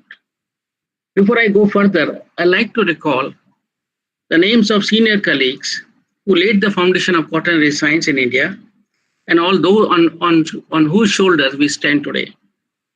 Many contributed, and hence the list can never be comprehensive. The names I mentioned are as they came to my mind, and there's no particular order, except that I have tried to limit myself to 70 plus, but a few youngsters have done so much that I cannot ignore them as well. I recall with deep sense of gratitude the contributions of Professor Frederick Zoyner, Professor A. Mukherjee, Professor K.S. Waldia, Professor S.S. Mayer, Professor Gurdeep Singh, Professor Reed Bryson, Professor Brahm Prakash, Professor Vishnu Mitre, Professor Sunil Malchanda, Professor V.N. Mishra, Professor G.R. Sharma, Professor K.T.M. Hegde, Professor R. Vaidyanathan, Professor U.B. Mathur, Professor P.C. Bakriwal, Professor Andrew Gowdy, Professor Bridget Alchin, Professor V.N. Meher-Omji, Professor G.L. Badam, Professor D.K. Bhatt, Professor S.N. Rajguru, who is also an honorary fellow of INQUA, Professor D.P. Agarwal, my boss when I was working at PRL, Professor R.J. Vasan, who is in the audience, Martin Williams, Professor I.B. Singh, Professor V.C. Thakur, Professor T. Nakata, Professor Bob Yeats, Professor S.K. Tandon, Professor Chaya Sharma, Professor R.K. Pant, Professor Louis Owens, Professor Sanjeev Kar, Professor Victor Baker, Professor R.P. Dheer, Professor Arndt Pronger, Professor G.L. Padam. And I'll be failing in my duty if I do not recall the contributions of my younger colleagues, my contemporaries, Dr. Vadhavan, Dr. Amalkar, Dr. Vishwas Kale, and Dr. Chamyal. All of them have contributed tremendously to the growth of Quaternary in India. I was privileged to work and interact with many of them, and I've treated all of them as my teacher because I came from physics. I recounted these names with reference to ensure that the future generation will remember them and their contributions. All of them inspired the generations of quaternary sciences, and today we have a competent set of about 250 youthful colleagues. It is my conviction that in the years to come, they will contribute substantively to the conceptual development of quaternary science. This conviction arises from the fact that India provides an ideal locale to work on the quaternary, as I mentioned before, as here in a single political entity.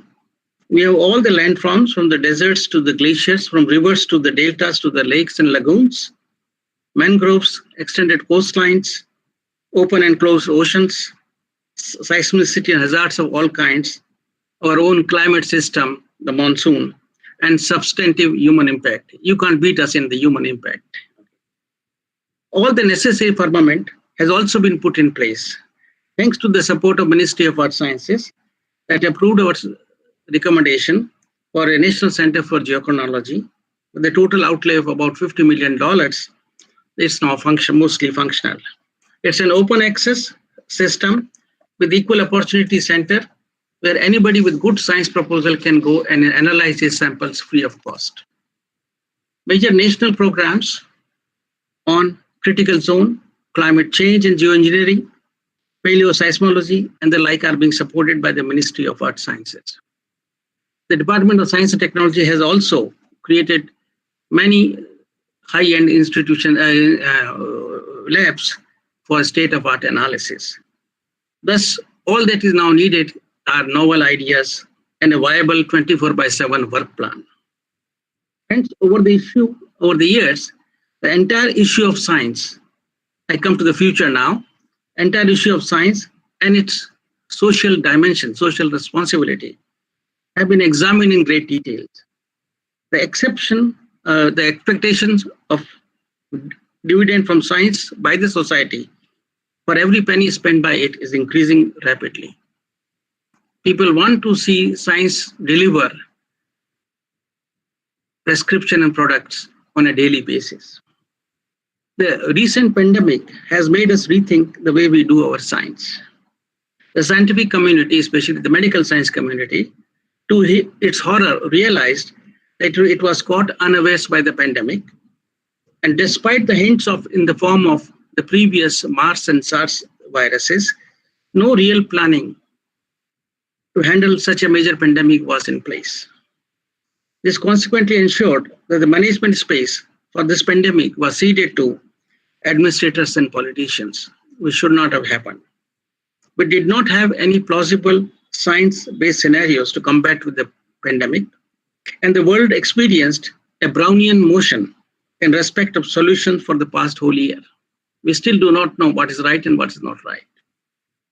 Climate change, seismic hazards and their impact will be no different. This is another pandemic which is waiting to happen. As a community linked intricately to the basic science of these issues, we'll need to provide solutions for various climate change hazards in real time. Be it a normal, urban, or a nuisance flood, or an earthquake hazard, or a soil erosion, or a waste disposal to water, food, and energy security, quaternary sciences will have to provide solutions. All the solutions will have to be totally nested in a sound quaternary science. We'll thus have to learn to assess the value of our science, provide relevance statement of each paper that we write.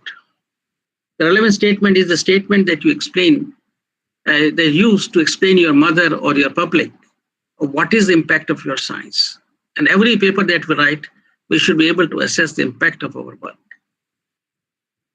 Science that merely provides now a stratigraphy column with stratigraphy, lithology, ages, isotopes, chemical, and pollen data will no longer be acceptable till we take the next step to interpret these in terms of processes and use them to project and create scenarios for the future.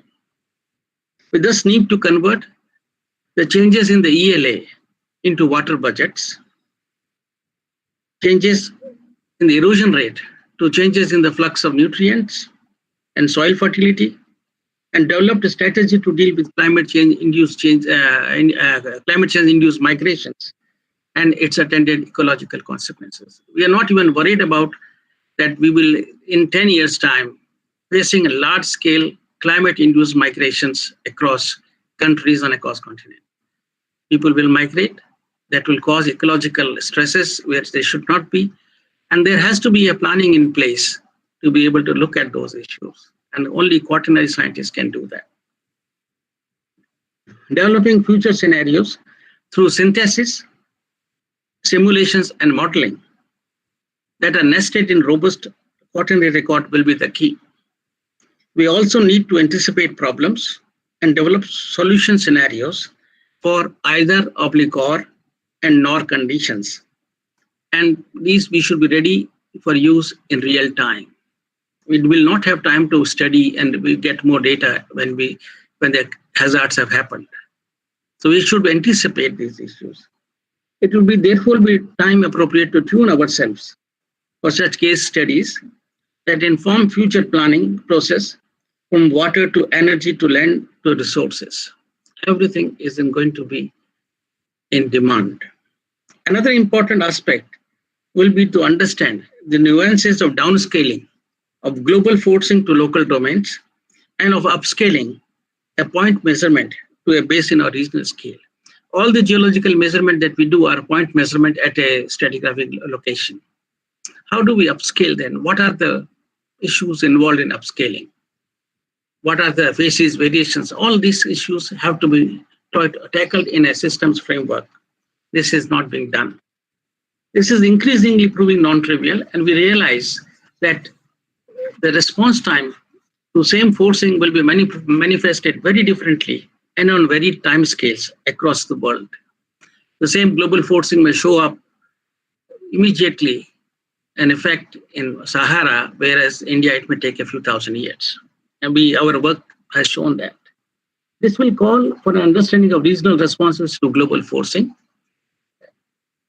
and require mentorship in research in areas that are less developed. And it is in this context, my proposal to use TWAS, the Third World Academy of Sciences, to reach out to the less developed nations will be in order. I think a focus should be on the less developed nations and create climatic scenarios, quaternary stratigraphy in those areas.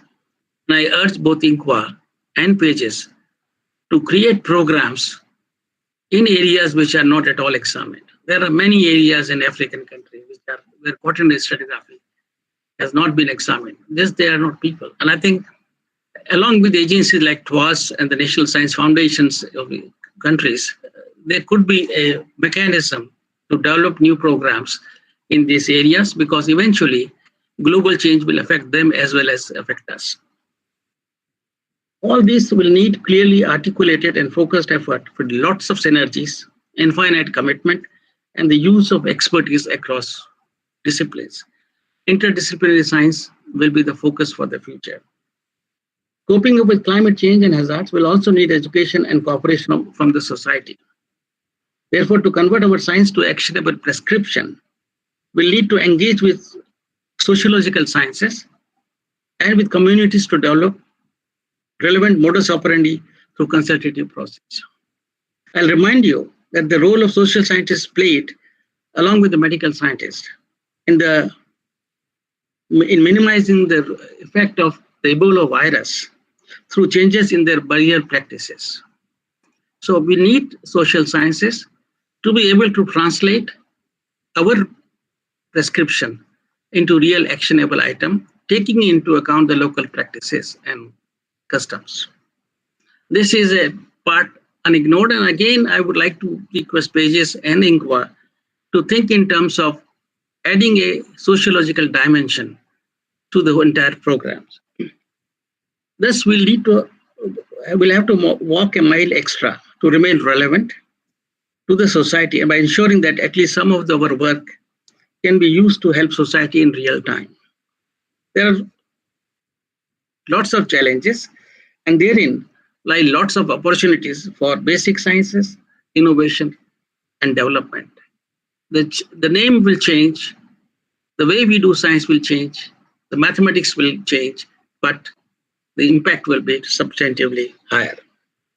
The time does not permit me to talk more, so I'll end up by quoting Vikram Sarabhai, a person who was the father of Indian space program, that to be respected, one needs to assume responsibility.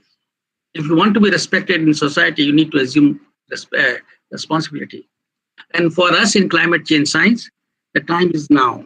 It had arrived yesterday, but we should be able to start working from today onwards. Before I take this before I end, I take this opportunity to once again place on record my deepest appreciation and gratitude for all, young and old, active and senior, for enriching Indian quaternary science.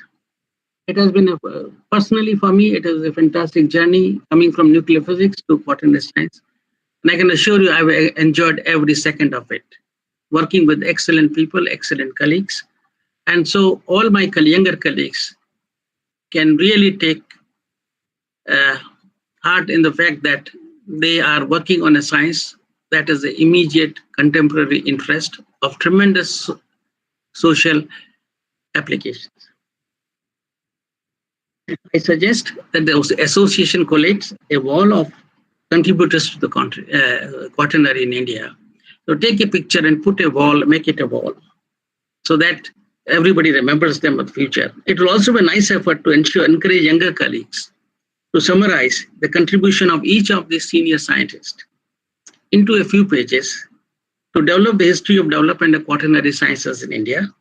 And this could be published as a volume, special volume of the newsletter next year, this day. So I also give a timeline that in 1 year's time, if we can collate and remember and recall the highlights of the work done in India, I think it will be a great education and a great new science ideas will emerge out of that. I once again thanks Professor Thais, a close friend and a colleague. Professor Marie France, she always wrote to me when she wanted money that India has not paid, as the Inqua treasurer, but she was a very meticulous worker, and it was fun to have worked with her, to have joined us and to enthuse us. And I hope that your engagement with India will continue forever. I thank Dr. Vandana Prasad, Director BASAP, and all other colleagues for the honor they have given me by asking me to preside over this function. I wish you safe times under the present pandemic of COVID and the anticipated pandemic of climate change in the years to come. Thank you for your kind attention. Thank you very much. Thank you very much, sir, for your presidential address. And you are always a source of inspiration to all the quaternary researchers of India and also to AOQR. Thank you very much, sir. Now, with this, we are come to the end of today's function. But before we conclude the program, I would like to invite Vice President AOQR, Dr. Pradeep Srivastava, to propose vote of thanks and to conclude today's program. Dr. Srivastava, please. Thank you so much, Santosh. I think, am I audible, Santosh? Yes, sir. Yes, sir, you are. Yes. Okay. Thank you so much, Santosh. And it has been a wonderful evening after 2:30 onwards or so. And on behalf of the Association of Quaternary Researchers in India and of all its office bearers, I wish to put on record a very big thanks to Professor Thijs van Kafkouten, who has taken his time and efforts, and he accepted our invitation to address at the first foundation day of this association. And the same with the same magnitude and amplitude, I wish to thank Marie-France Lauter for her time and efforts and accepting the invitation, and of course giving us the directions and how to engage. And both the speakers given briefed how to engage the newly formed association and the legacy we had already to build upon, and to get engaged with the international platforms. And this has been a wonderful presentation, and I'm sure all the younger colleagues and the association office bearers will be benefiting out of your these two presentations. And we'll continue to be part of the activities the two international platforms have are going along with. So a big thanks to you, and again a very, very big thank, and from the bottom of hearts from all the association office bearers goes to Professor Ashok Singhvi, who has been a torchbearer behind the efforts we made in the last 1 year. And this was definitely a thought which was brought to us by him, and he continued to guide us to how to make it a very cohesive platform, which we are now. In the last 1 year, as Dr. Benita Fartial, the secretary of the association, has briefed, that we have organized a series of webinars. We are able to bring out 3 or 4 chronicles. That means we have a good system in place already now. So this is the platform from which, and it has gained a year now. We'll be taking off from here in a big way with the association, that Pages and INCOA and Professor Singhvi and many others like Professor Singhvi.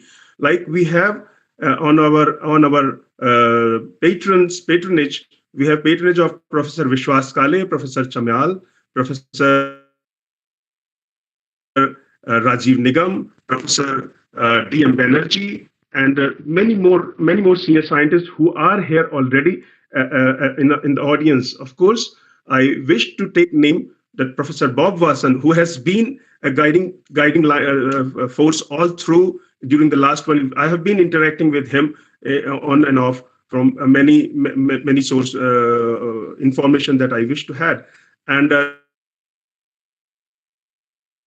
this is again a platform from where I wish to thank him for all his efforts he has made. So thank you so much, everyone, and again we'll be keep meeting again. I wish not on the virtual platform. We wish to meet personally, physically, in a big way, and in coming times. Have a very, very safe New Year, happy year ending. I hope all of you will remain safe and healthy. Thank you so much from AOQR to all of you. Over to you, Santosh. Yes, thank you very much for all of you, and namaste from India to our foreign delegates, and thank you for all of you for participating in this Foundation Day program. I wish you all the best and have a safe, stay healthy and safe, and happy New Year ahead, and also a Merry Christmas. Thank you very much. Namaskar. Thank you. Thank you. Bye. This is a great meeting. Thank you, everybody. Thank you. Thank you. Thank you, everybody, and have a safe time. Thank you, everybody. Thank you. Thank you, Benita. Yeah. Thank you. Bye. Thank you. Thank you. Okay, goodbye. Bye-bye. Bye. Thank you. Bye-bye.